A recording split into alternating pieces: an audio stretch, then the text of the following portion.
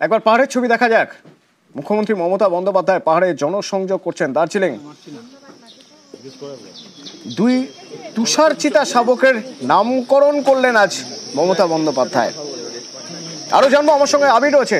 আবির,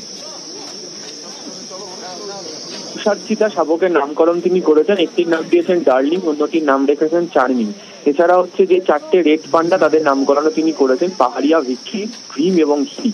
এর ফলে দার্জিলিং চিড়িয়াখানাতে তুষার চিতার সংখ্যা বেড়ে 11 এবং চারটি নতুন রেড পান্ডার কারণে সংখ্যা বেড়ে দাঁড়িয়েছে হচ্ছে 19।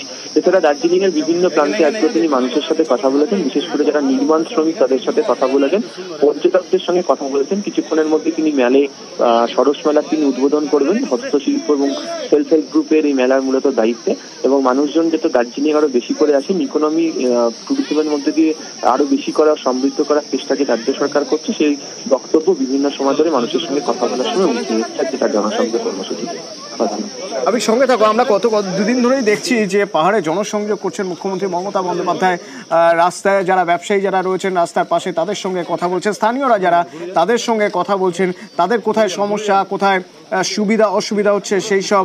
আর এবার আজ দেখা গেল দুই তুষার চিতা শাবকের নামকরণ করলেন এবং তার সঙ্গে চারটি রেড পান্ডার নামকরণ করলেন মমতা বন্দ্যোপাধ্যায়। রাহুল এবং নাকা নামে যে দুটি তুষার চিতা রয়েছে, তাদের দুই সন্তানের জন্ম হয় এবং সেই দুই সন্তানের নাম রাখলেন মমতা বন্দ্যোপাধ্যায়। এর ফলে এখন দার্জিলিংয়ের চিড়িয়াখানায় তুষার চিতার সংখ্যা বেড়ে 11, আর নতুন 4 শাবকের জন্মের পর লাল পান্ডার সংখ্যা, রেড পান্ডার সংখ্যা এখন 19। মমতা জানিয়েছেন রেড পান্ডা শাবকদের নাম রেখেছেন তিনি পাহাড়িয়া, ভিক্টরি, ড্রিম এবং হিলি।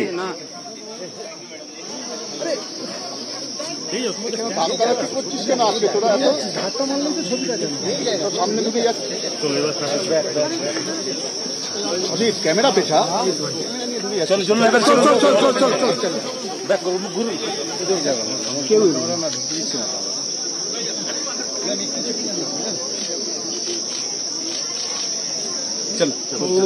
ঘুরে যান।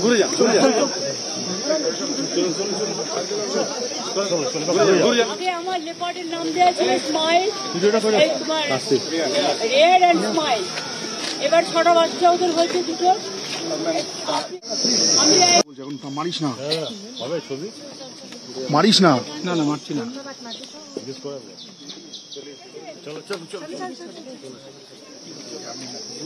সাথে কথা বলে